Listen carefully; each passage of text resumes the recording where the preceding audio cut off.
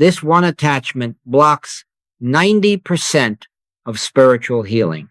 My friends, tonight we gather not to seek healing, but to understand why healing so often seems not to come even when we have read the books, even when we have practiced the silence, even when we have believed with all the might of our human hearts.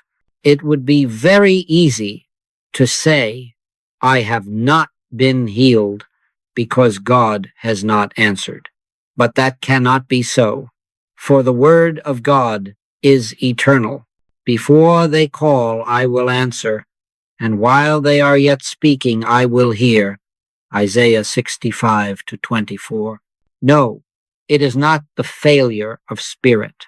It is never the silence of God. It is always the noise within us, the subtle grasping, the hidden clinging, the unspoken yes, but that lives deep in the crevices of the human mind. And so, I must say this plainly, for you will not find freedom until you hear it clearly. Most spiritual healing does not fail, it is blocked. It is held back by something so close to us, we do not even see it. Something we love, something we have grown used to. It is not wicked. It is not shameful. It is simply human attachment. We come to God with a prayer, but the prayer has a demand behind it. God, please heal me, but leave my opinions, my plans, my outcomes intact. We ask for light, but only if it shines on what we want. And the Master said, no man puts new wine into old bottles, else the bottles break, and the wine runs out, and the bottles perish. Matthew 9:17. The wine of spirit cannot be poured into vessels shaped by fear or personal desire. So, let me say it again. Healing is not denied. It is postponed by us. It is not a punishment. It is a kindness. For what would it profit you if you were healed in body, but remained enslaved to false belief? What would it gain you to be well for a season, but still separated from the inner kingdom? When the man came to Jesus and said, Master, heal me, the Master did not ask for a list of symptoms. He did not diagnose. He did not prescribe. He said, wilt thou be made whole? John 5:6. Not will you get over this disease, but will you be made whole? Will you let go of the one thing that separates you from your wholeness? That is the great question before us tonight. Are we willing to be made whole? Or are we still bargaining with God? Are we still saying, heal me, Lord, but do not touch my attachments, my family idols, my financial desires, my pride, my concepts about justice, or how life should look? Beloved, this is not said to shame you. It is said to liberate you. I have sat with men and women who wept for healing, who begged for peace, and who would not loosen the smallest rope that tied them to a false identity. And yet, I have seen the instant someone releases that last hidden attachment, healing rushes in like the breath of God. And so tonight, I do not ask you to seek healing. I ask you to lay down whatever you are still clinging to that makes healing necessary, because you cannot be both the seeker and the knower. You cannot be both the frightened patient and the light of the world. Paul said, I live, yet not I, but Christ liveth in me. Galatians 2:20. That is the secret. That is the inner key to all healing, to all harmony. Christ cannot live in you while you are still trying to live for yourself. Something must be surrendered, not as a sacrifice, but as a joyous release. I will close this section with a word from the Psalms. Be still and know that I am God. Psalm 46:10. Not do more, not say more, just be still And in that stillness, the presence that already is will make itself known. And in its presence, there is no disease. There is no fear. There is only the truth. I am the Lord that healeth thee. Exodus 15:26. Let us then rest, not in effort, but in the quiet assurance that nothing needs to be added to us. Only one thing needs to be released. The one thing, the hidden, clutched thing. And when that is gone, the Spirit flows freely, as it always has, waiting only for us to stop standing in the way. Let us go deeper now, not further in explanation, but deeper into the realization of what spiritual healing truly is. Because unless you understand what spiritual healing is, you may continue to confuse it with all the things that it is not. Spiritual healing is not the correction of matter. It is not the mending of a body. It is not the making of a bad condition into a better one. These are the works of human effort, valuable in their own place, but they are not the activity of spirit. No, spiritual healing is the revelation of truth in consciousness.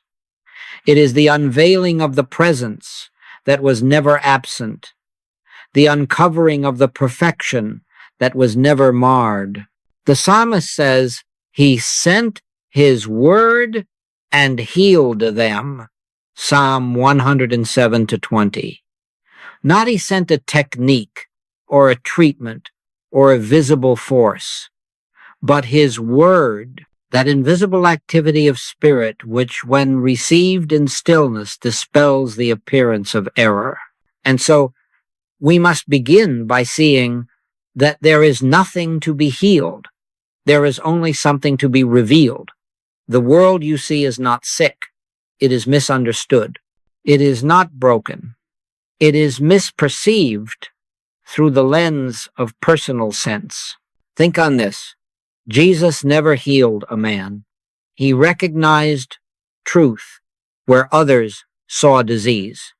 He looked upon the leper and said, Be thou clean, not as a command to change the flesh, but as a declaration of the reality that already was. When the multitude brought him the sick, he did not pray for healing. He lifted his eyes to what? To the heaven of right vision. I lift up mine eyes unto the hills, from whence cometh my help. Psalm 121:1. And so we too must learn healing is not something you do. It is something you see. It is not something you bring about. It is something you behold. What did hinder you? Pick up your bed and walk. John 5-8. Not because something has changed, but because you now realize it never had power over you. Let me give you an illustration. Suppose you sit in a dark room, convinced that a snake is coiled in the corner. You scream. You tremble. You cry out for help. But someone comes in, lights a lamp, and says, There is no snake, it is only a rope. Now tell me, was there any healing? Was something fixed? Or was an illusion dispelled? That is the nature of spiritual healing. It is not a power to overcome disease. It is the truth that there is no disease in God. And if God is all in all, then where did the disease come from? God saw everything that He had made, and behold, it was very good. Genesis 1:31. Has God remade the world since then? No, beloved. God has not changed. The only change occurs in our perception, and that change is not brought about by effort, but by the surrender of human thought and the yielding to divine awareness. Be not conformed to this world, but be ye transformed by the renewing of your mind. Romans 12:2. That renewal is not an improvement, it is a replacement. It is the dropping away of all that we have believed so that we may see what already is. You may ask, but what of pain, of illness, of fear? I do not ask you to deny appearances. I ask you to stop believing in them. Do not fight them. Do not affirm against them. Simply turn away, not from compassion, but from personal reaction. Jesus never resisted evil. He knew it as nothingness. And so the true work of spiritual healing is never in the outer scene. It is in the quiet chamber of consciousness where we come to rest in the realization, I and the Father are one. John 10:30. One life, one being, one substance. And if that is true, how could there be anything but harmony? The Master walked on water not to show his power, but to show us that the laws of spirit transcend the beliefs of sense. He healed the blind, not to prove divinity, but to reveal that sight is not in the eye, but in the light of awareness. You are not healed by changing your body. You are healed the moment you stop trying to fix anything and know the truth of your being. Ye shall know the truth, and the truth shall make you free. John 8:32. Not knowing about it, not repeating it, but knowing it in the stillness of your heart. Let us understand then, all spiritual healing is the action of truth upon consciousness. It is the realization of God as the only power, presence, law, substance, and activity. It is the disappearance of the belief in two powers, the belief that something can oppose God. There is no power in disease. There is no law of infection. There is no reality in discord. These are the images of a world built upon appearances. And the moment you see through them, not with your eyes, but with your soul, the healing is complete. It was never a process. It was always a recognition. This is the infinite way. It is not a teaching to heal your body. It is a way to awaken from the belief that you are a body. And when you awaken, you shall find that all that the Father hath is yours. Luke 15:31. Not given to you, but always present, waiting only for you to stop dreaming. And behold, now, my friends, we come to a very delicate point in the unfoldment of spiritual healing, and I must speak it slowly, so that it does not pass you by as mere philosophy or poetic expression. This point is not academic. It is not a metaphor. It is, I assure you, the one thing standing between you and complete spiritual freedom. The single greatest block to healing the obstacle that hinders even the most devoted seeker is attachment to form. And by form, I do not mean only the body. I mean everything you have come to identify as necessary, as valuable, as mine. It may be a body, yes, but it may also be a memory, a belief, a possession, a position, a condition, or even a concept of how God should work.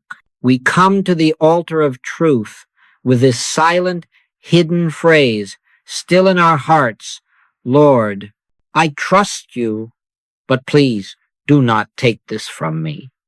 And that this, whatever it is the pier to which we still cling while trying to swim. The Master said, whosoever will save his life shall lose it, but whosoever shall lose his life for my sake shall find it. Matthew 16:25. That was not poetry. That was law.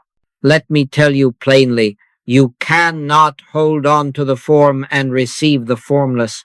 You cannot serve both God and mammon. You cannot walk in the Spirit and still demand that Spirit rearrange your illusions to suit your comfort. Many come to this message hoping to improve their outer lot, and some do, but the true gift is not improvement. The gift is liberation from the belief that outer things can add anything to your being. And until that is seen, healing may come and go, but peace will remain elusive. Why? Because peace comes not from what is added, but from what is released. You see, the problem is not the body, the disease, the financial struggle, or the strained relationship. The problem is that we still believe in them as real. We give them power. We name them. We defend them. We want healing, but on our own terms. And so healing tarries not because God is slow, but because we are unwilling, not consciously unwilling, but inwardly attached. You remember the story of the rich young ruler. He came to Jesus with great enthusiasm. Good master, what shall I do to inherit eternal life? He had kept the commandments. He had done all the outer things. But Jesus, looking into his soul, said, one thing thou lackest. Go and sell what you have and give to the poor, and come follow me. Mark 10:21. And the man turned away sorrowful. Now notice, the man was not condemned. He was not rejected, but he could not go further, for he was holding to form his wealth, his sense of security, his identity. So I must ask you, what are you holding? What thought, what fear, what hope, what identity have you secretly guarded? Perhaps it is the idea that your body must be well to feel spiritual, or the belief that without a certain person you cannot be fulfilled, or the expectation that God will manifest supply in your way. All of this is attachment to form.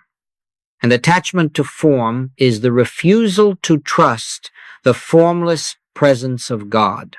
Let me say it again. Healing does not come when we get what we want. Healing comes when we no longer need what we thought we wanted. The prophet Elijah stood on the mountain. There was wind, fire, and earthquake, but God was not in them. Then came the still small voice. That voice did not speak through spectacle. It came in the absence of form, and it brought with it the only thing that can ever truly heal. The realization that God is all, and where God is all, there is nothing else. No fear, no disease, no lack, no me trying to get better. There is only the one I am that I am. Exodus 3:14. The still small voice never says, let me fix this for you. It says, let me be you. But how can spirit live through you when your house is full of old furniture, ideas, attachments, images of how things should look? If any man will come after me, let him deny himself. Matthew 16:24. That denial is not of joy or goodness or beauty. It is the denial of form as source. And the moment you release that one final thread, whatever it is, the flood of spiritual power moves in unresisted. It was never absent. It was simply waiting to be received. So this is our task, and it is not easy, not to add more truth, but to empty out the false, to become still, to yield, to say, Lord, even this I let go. And when the final form dissolves, whether a fear, a belief, a desire, you will find that what is left is not emptiness, but the presence itself. And in that presence, healing is not achieved. Now, let us come closer still. We have spoken of form in a general way, but it may help some of you if I speak plainly, because many walk the path with sincerity and devotion. but do not recognize the particular forms they are still attached to, and wonder why healing seems far off, why peace remains fleeting. I will not speak of these as errors or faults. They are simply the remnants of the human sense, the beliefs we have inherited, absorbed, and called normal. But the way of spirit is not the way of this world. And so if we would walk the infinite way, we must see these attachments for what they are, not sins to be punished, but shadows to be released. Let us begin with the most common, attachment to the body. Now, do not misunderstand me. The body is not evil. The body is not to be hated or ignored. But when the body becomes our identity, our treasure, our project, then we are living in the shadow. The Master said, "Take no thought for your body, what ye shall eat or what ye shall wear." Matthew 6:25. And Paul said, "Glorify God in your body and in your spirit, which are God's." 1 Corinthians 6:20. Not by fixing the body, but by realizing it is not your body, it is the temple of the living God. Spiritual healing does not come by trying to get the body well. It comes the moment we release the body from our demand that it be well and recognize it instead as the outer expression of the consciousness that is now filled with God. Another attachment, money and material supply. How deeply this is ingrained. We say we trust God, and yet we tremble when the bank account dips or the bills mount. We practice gratitude, but secretly calculate how much more we need, and we wonder why supply seems limited. My beloved, spirit is never limited. All that the Father hath is mine, Luke 15:31. But that is only true when we stop claiming it as ours. When we release the belief that supply comes from persons, paychecks, inheritances, clients, then and only then can we discover the secret. God is the source, and I am the transparency through which it flows. Then there is the attachment to relationships. How sacred we make them. How deeply we believe that this person or that connection is essential to our fulfillment. And we cry out, "Lord, heal this relationship," when in truth what must be healed is our belief that another person holds our peace. God does not withhold companionship. God is not cruel. But as long as we believe we need a person to be whole, we are saying God is not enough. Thou shalt have no other gods before me, Exodus 20:3. No other gods, not even the smiling face of one we love. Then, too, we are often bound by our attachment to human approval. Oh, the subtle forms it takes, the desire to be understood, to be seen as good, to be respected for our efforts. We do not see it, but it is there. And every time we shape our life to win a reaction from another, we have stepped away from our center. Spiritual healing cannot flow through the one who is still governed by the world's opinion. He made himself of no reputation, Philippians 2-7. The Master spoke truth, whether it was received or rejected.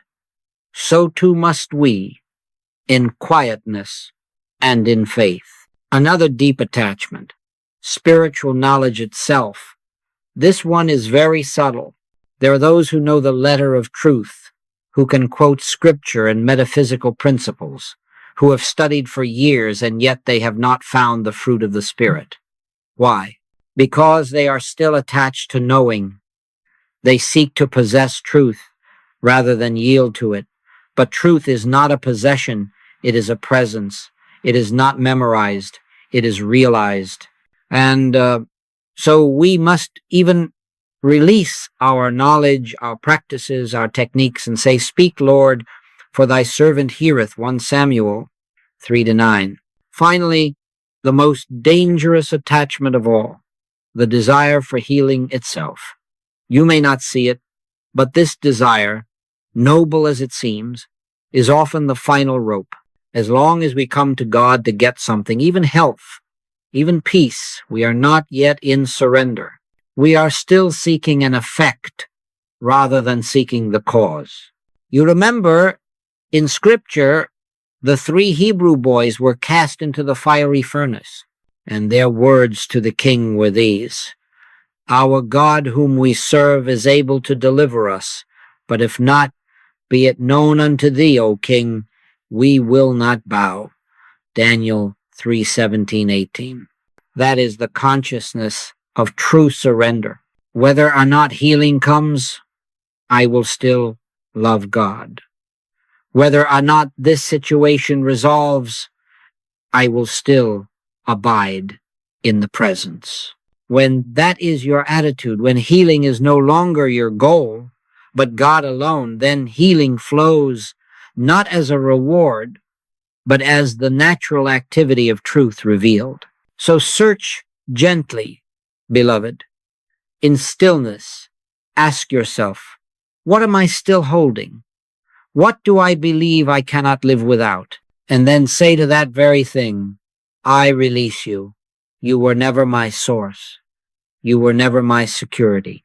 My life is hid with Christ in God. Colossians 3:3. And then, do not struggle. Do not strive. Simply rest. For now the way is open. Now the dam is broken. And the living waters which were always waiting can begin to flow. Now, beloved friends, we have come to a place in this journey that may stir your heart more deeply than any before. For having spoken of attachments, of the beliefs, the images, the desires that quietly block the flow of healing, we must now look at what happens when these things are truly released. And I say look because what it feels like and what it is are not the same. To the human sense, the release of attachment always feels like sacrifice. It feels like something is being lost. It feels like something dear must be laid upon the altar, and the mind trembles. Must I give this up? Must I really walk away from what comforts me, protects me, fulfills me? But here is the mystery. Sacrifice is never real in God. There is no loss in the kingdom. There is only the exchange of the false for the true, of the shadow for the substance, of the form for the reality. You see, it is only the human mind that mourns. It is only the personal self that says, but if I surrender this, what will I have left? And the answer comes not as philosophy, but as spiritual law. He that loseth his life for my sake shall find it. Matthew 10:39. Not maybe, shall. When Abraham was asked to offer Isaac, that was not the voice of cruelty. That was the voice of God saying, are you willing to know me, even above what you cherish most? And when the knife was lifted, the ram appeared, and the sacrifice was not required, because it never was. What was required was the release of the fear that God would take something away. Understand this. Spirit never takes anything from us. It reveals that what we were clinging to was never ours to begin with, never ours in truth. And so what appears as sacrifice is only the passing of a mirage. And when the illusion dissolves, the eternal reality stands revealed. This is why so few enter the spiritual path with both feet. Many approach it, touch it, enjoy its peace when it is convenient. But few are willing to follow where it leads, for it leads inward. It leads through the fire, not the fire of suffering, but the fire that burns away illusion. It leads to the cross, not the cross of punishment, but the cross that marks the end of the personal will. And then it leads to the tomb, not the tomb of death, but the quiet chamber where the self dies and the I rises. Now, let us bring this very near to our daily experience. Suppose the spirit within says, "Leave this business, for it no longer expresses my activity," or "Withdraw from this relationship, for it no longer serves the unfolding of truth," or even "Let go of your demand to be healed. Let go of your need to be seen, to be right, to be strong." What will the mind say? It will cry out, "But I cannot! This is too much! It is all I have!"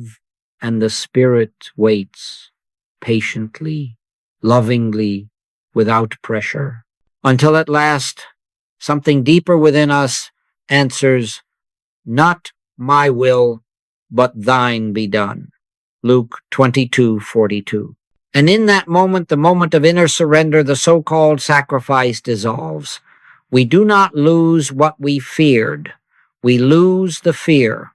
We lose the dependency. And in its place, we gain God. This is the teaching of every true mystic. If you would be perfect, sell all you have and come, follow me. Matthew 19:21. Not because your possessions are evil, not because your comforts are wrong, but because you cannot serve two masters. You cannot live by grace and still cling to the arm of flesh.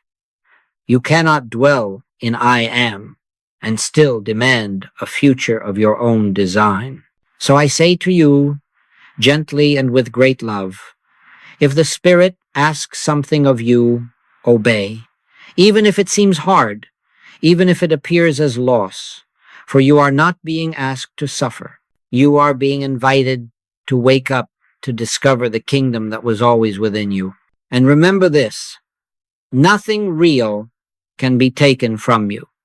What is truly yours, what is God's own expression as your life, cannot be lost, broken, or threatened. Only illusions fade, only shadows pass. And when they do, the light shines through. Spiritual healing, then, is not a technique. It is not a treatment. It is the fruit of obedience, the natural result of living in surrender.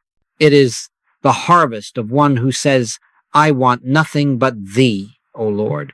And when you mean that, not just in word, but in the stillest place of your heart, everything is added. Seek ye first the kingdom of God and his righteousness, and all these things shall be added unto you, Matthew 6:33. Not because you deserve them, not because you have earned them, but because you are no longer standing in their way. This is the way of the mystic. It is the way of the cross, but it is also the way of the resurrection. And what lies on the other side of sacrifice is not less, but more, not emptiness, but fullness of joy. And now, beloved, we come to the wonder, yes, the holy mystery of how the breakthrough truly happens. You have seen that healing is hindered by the attachments we carry, and you have heard the truth that what appears as sacrifice is but the releasing of shadows. But the question now arises, how is the release accomplished? How is the attachment loosed from the heart that has clung to it for a lifetime? How do we cross the invisible line from bondage to freedom, not by force, but by grace? The answer, and it is always the same, lies in that quiet phrase we must never take lightly, the still small voice. 1 Kings 19:12. This voice is not a thought. It is not the voice of reason. It is not even the repetition of spiritual truth.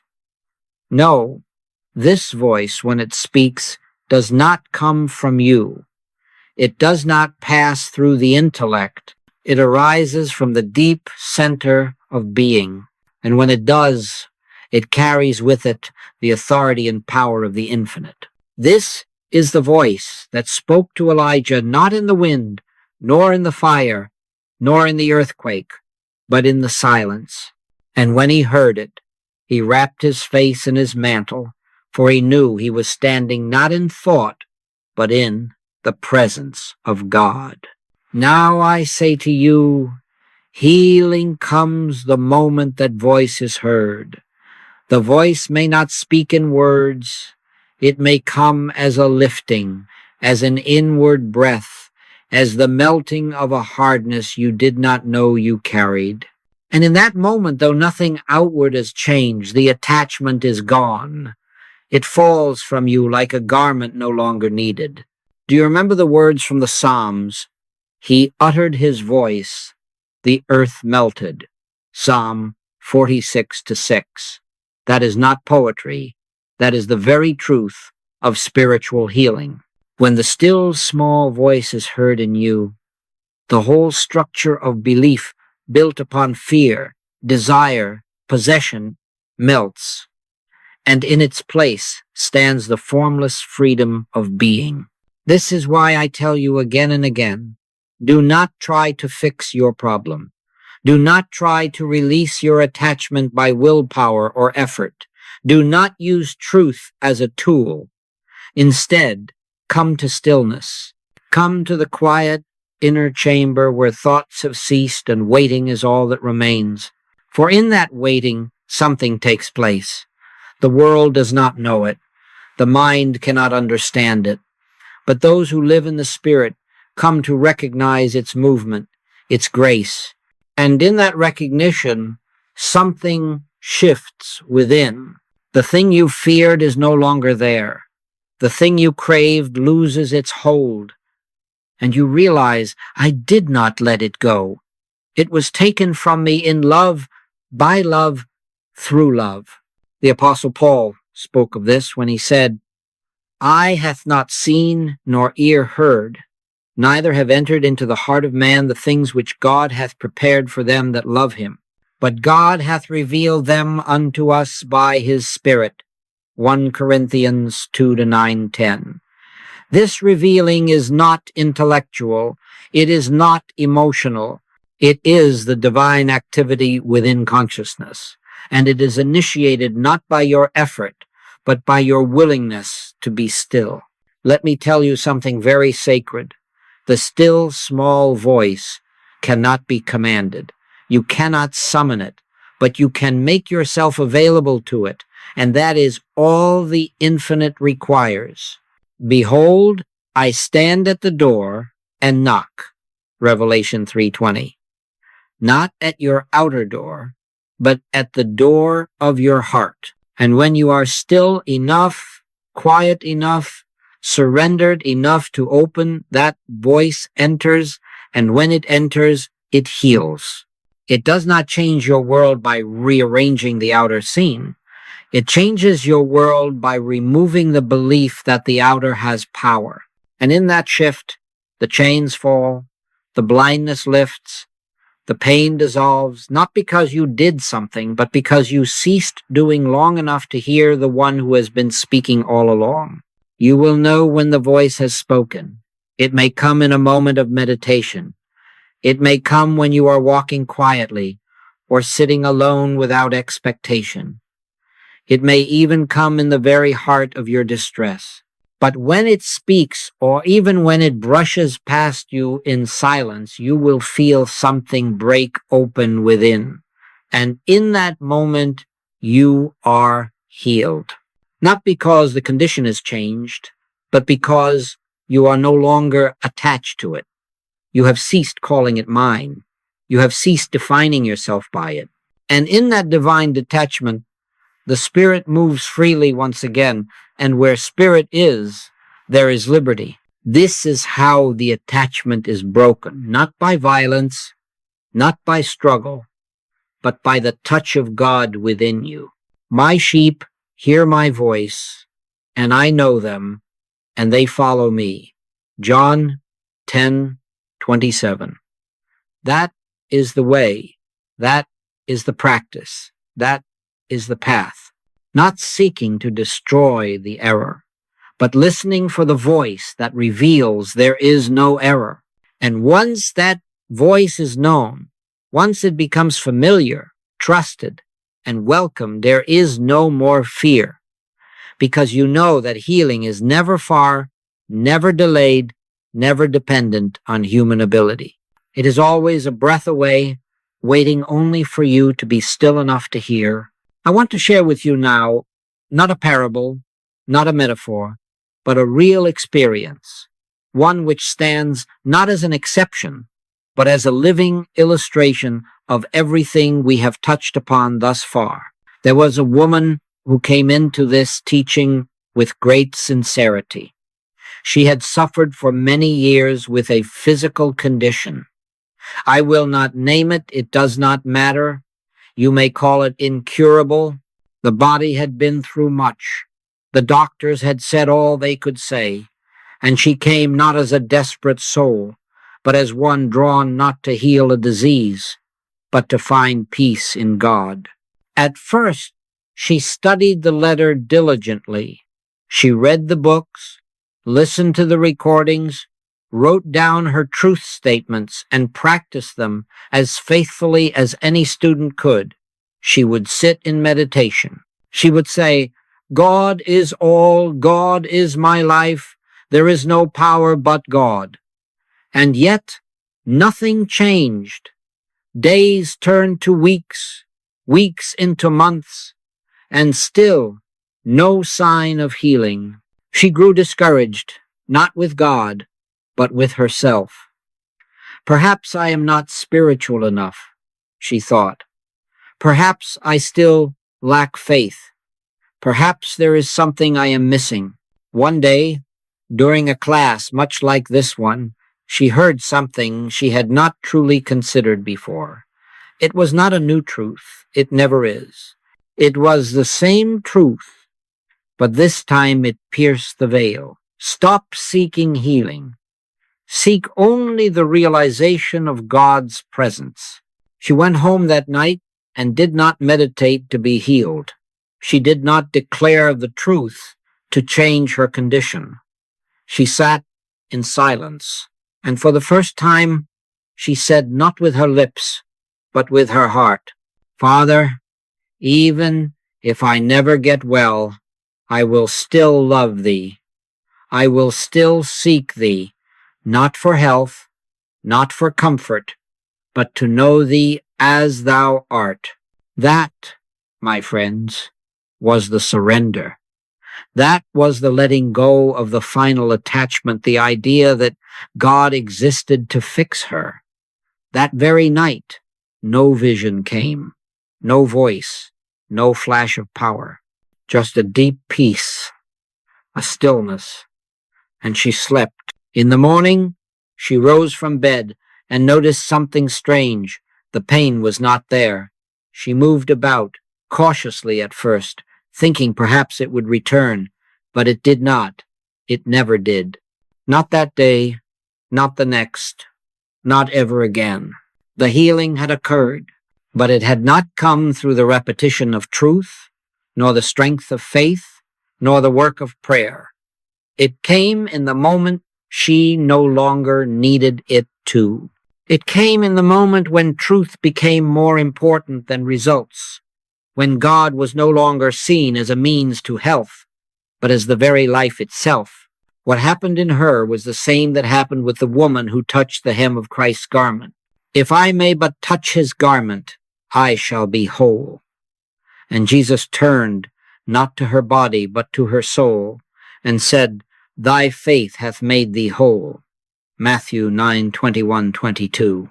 Faith, not in a result, but in presence, in the reality of the invisible, in the surrender of the need to be better, and the yielding into Thou art. This, then, is the turning point for every soul on the path of healing. It is the inward shift when we stop asking, how can I get rid of this? And begin saying, Speak, Lord, even if you do not take this from me, I am thine. And the moment that is real, not rehearsed, not performed, but real, the burden lifts, the attachment breaks, and the spirit which has never been absent, begins to flow freely once again. It is the Spirit that quickeneth, the flesh profiteth nothing, John 6:63. That Spirit was always present. It was only blocked by the belief that something else mattered more. So I say again, if healing is delayed, look not to the condition, but inward. Ask, is there anything I have placed above the presence, not as condemnation, but as invitation? The Spirit is always knocking, always ready to flood the soul with its peace and dissolve the appearance. But it waits for the last thread to loosen, the final idea of mind to fall away.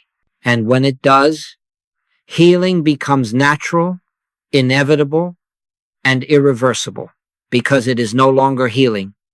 It is revealed wholeness. Beloved, by now you may have felt within yourself a deep stirring. Perhaps you've begun to glimpse your own attachments, quiet, hidden loyalties that have lived within your consciousness for many years. And perhaps you've even said, yes, I see this now. I'm ready.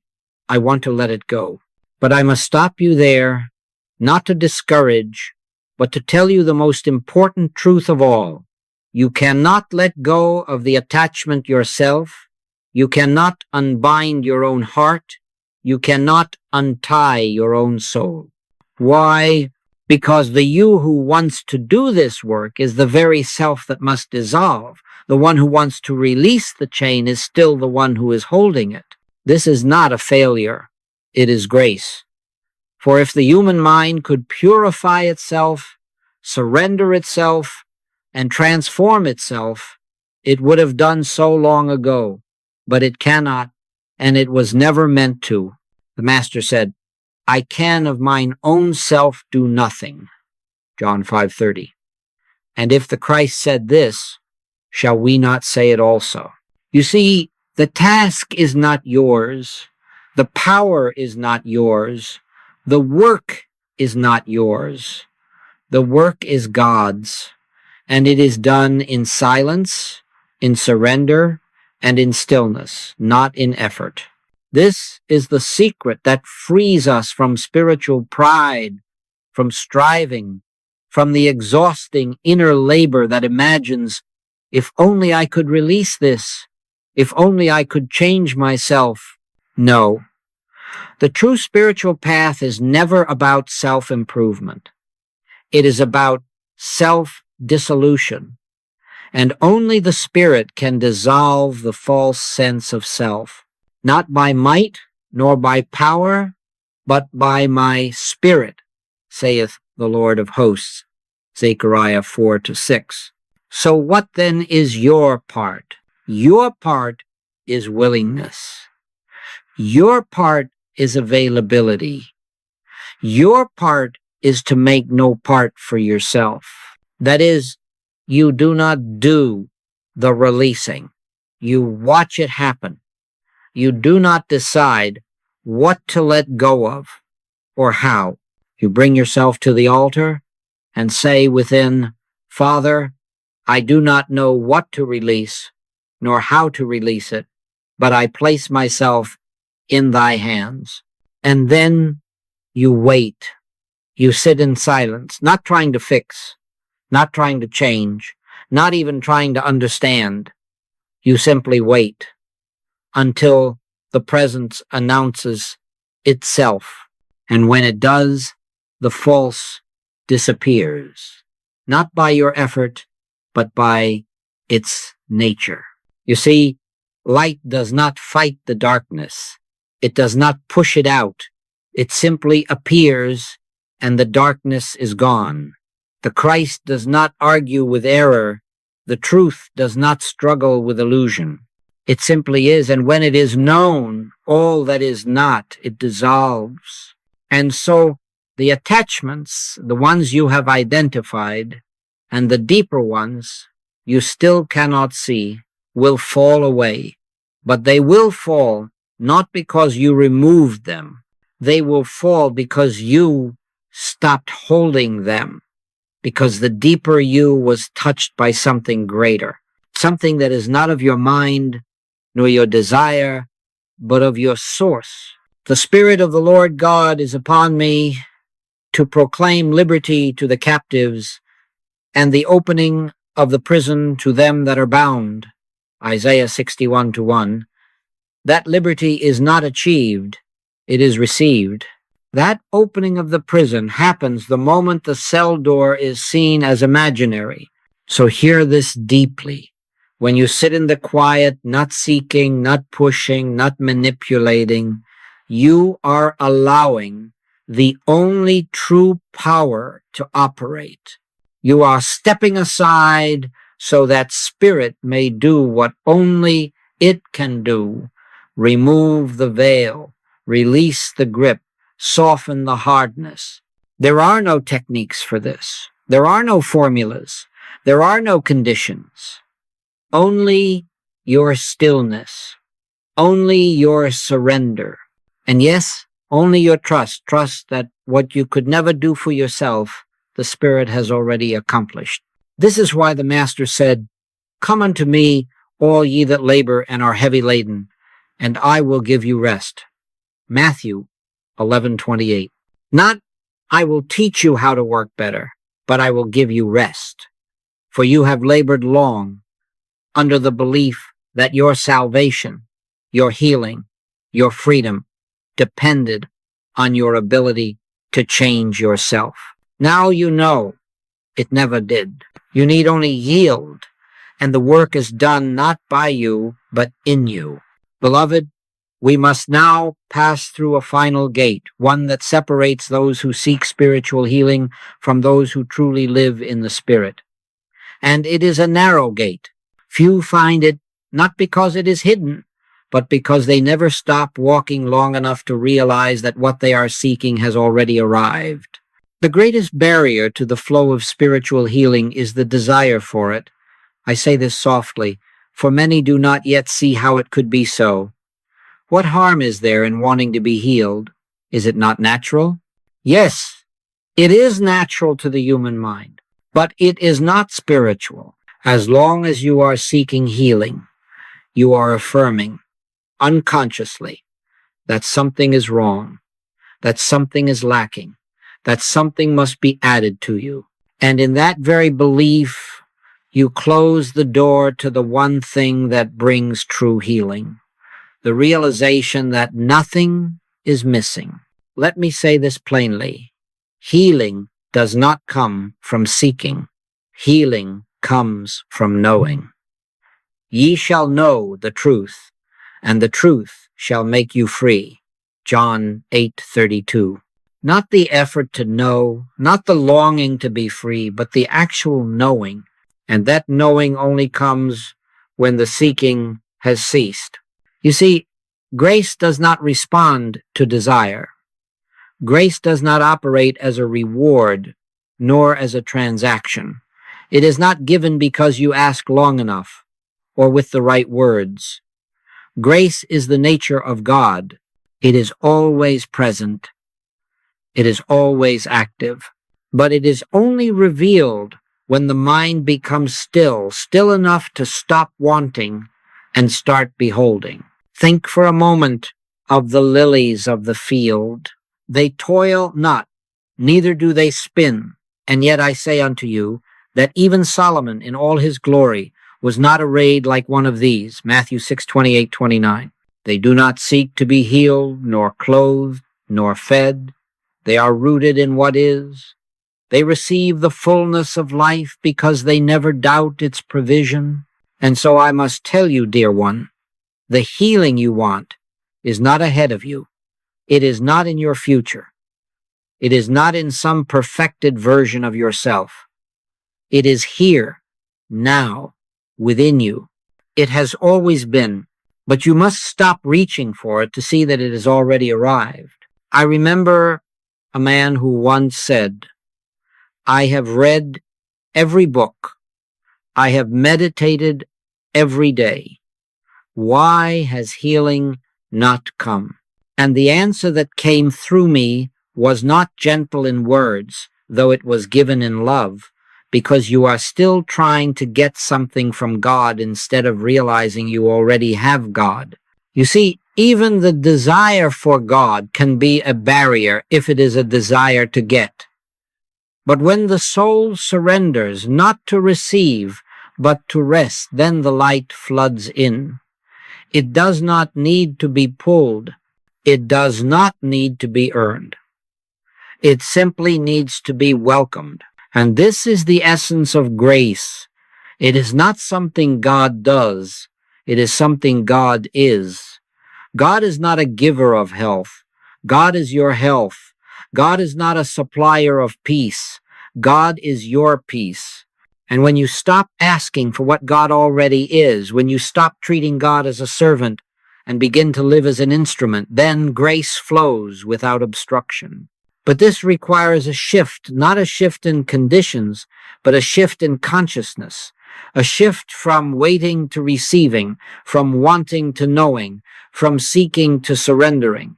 This is why Jesus said, "It is your Father's good pleasure to give you the kingdom," Luke 12:32.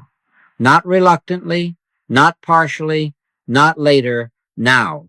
But it cannot be received by the one who believes he does not already have it. And so the very act of seeking healing reinforces the sense of separation.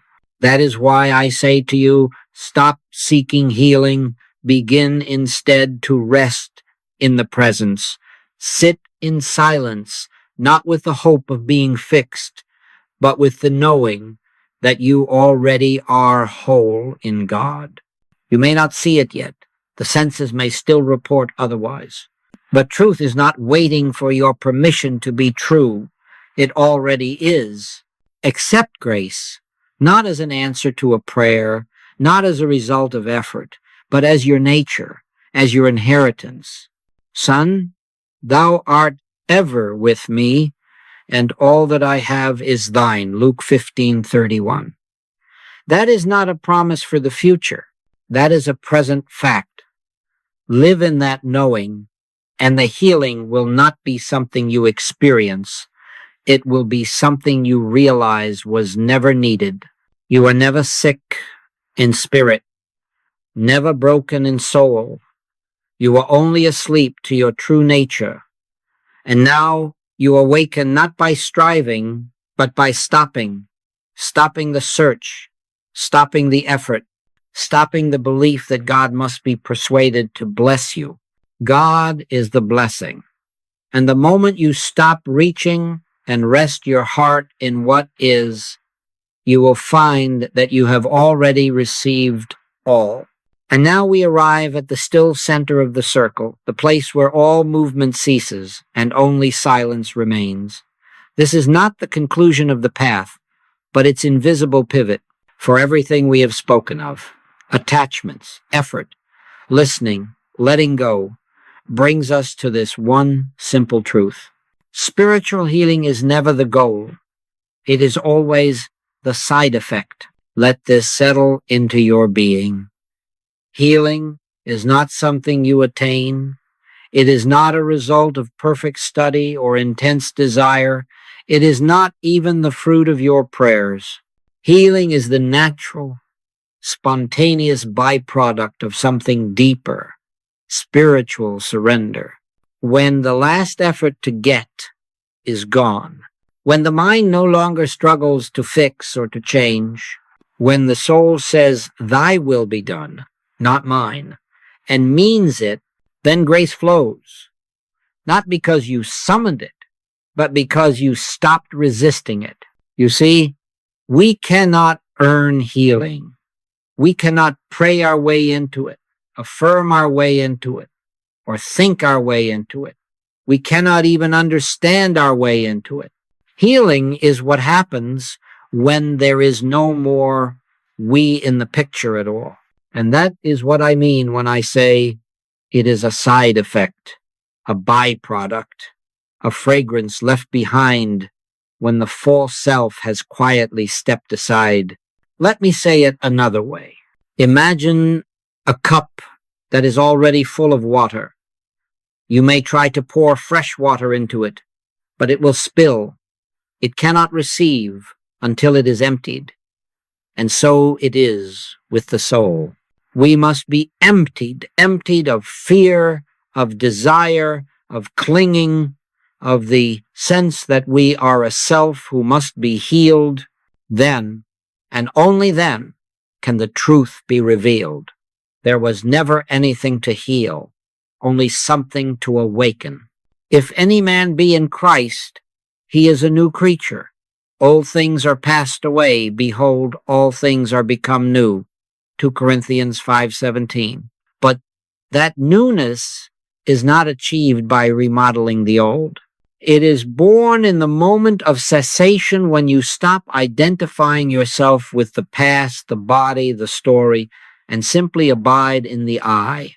That is the click. Not a thought, not a theory, but a shift in awareness, a sudden seeing, a release, a breath. Something invisible moves in you, and you realize, I am no longer concerned about healing. I only care to dwell in the presence of God. And when that happens, you look around and discover that what once tormented you is no longer present, or no longer matters, or has no more name. And you smile not because you got what you wanted, but because you no longer wanted. Now, I do not mean that pain will not return, or that challenges will not appear. This is not immunity from human experience. But something has changed. The you that struggled, the you that tried, is gone. And in its place stands a deeper self, not made of effort, but made of light. That is Christ in you, the hope of glory. Not a personality, not a man from history, but the awakened presence of God as your very own being. And in that realization, healing takes place not just of the body, but of the heart, the mind, the world. Not because you asked for it, not because you wanted it, but because you stepped out of the way. He performeth the thing that is appointed for me, Job 23:14. And what is that thing? It is the revelation of God, the unmasking of reality, the melting of illusion. And when that occurs, what we call healing is but the echo, the ripple left behind by grace, moving through the soul. So, my beloved friend, do not seek healing. Do not even seek freedom. Seek only to dwell in the secret place of the Most High. Seek only to hear that still small voice, not for instruction, but for companionship. And in that dwelling, all things are fulfilled. My grace is sufficient for thee, for my strength is made perfect in weakness, 2 Corinthians 12:9. That is not comfort, it is a law. And when you rest in that sufficiency, without asking, without fearing, without striving, you will know the truth. Healing was never something to be achieved. It was the signpost that you had finally come home. Now, we have spoken together for some time, and we have walked gently through the invisible landscape of truth. But I would not send you away with more thoughts. I would not leave you with instruction or inspiration. I would leave you with silence. Because it is only in silence that healing takes place. It is only in silence that God is known.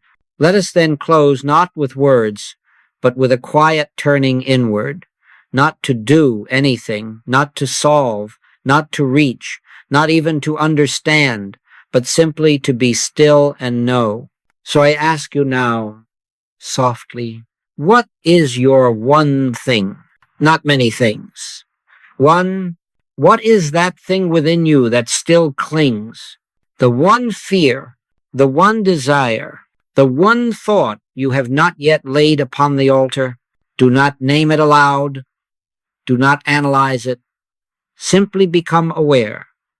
Become aware that it is there and that you no longer need to protect it. You no longer need to fix it. You no longer need to resolve it. You only need to let it dissolve in the presence. Create in me a clean heart, O God, and renew a right spirit within me. Psalm 51:10.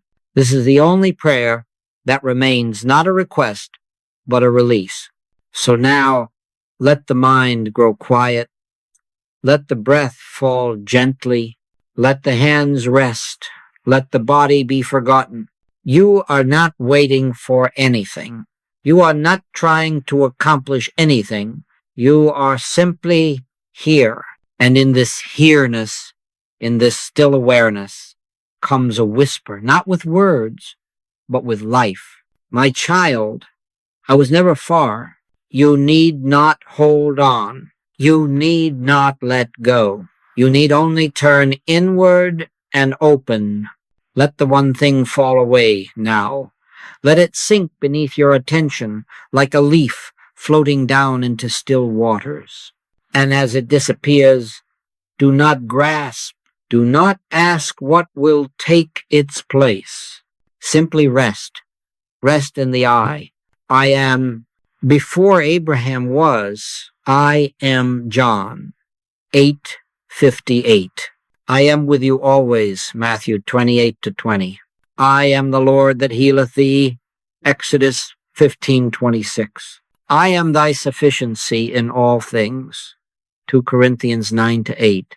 Let this be your Sabbath, the inner resting from thought, from effort, from self. And now, beloved, listen, let that which cannot be said in words rise within you like the morning sun. Let it speak, not with sound, but with knowing. And if it says nothing, know that even its silence is healing you, for you are not waiting for healing. You are dwelling in the presence, and in the presence there is no disease. There is no fear. There is no lack. There is only the I, and you are that.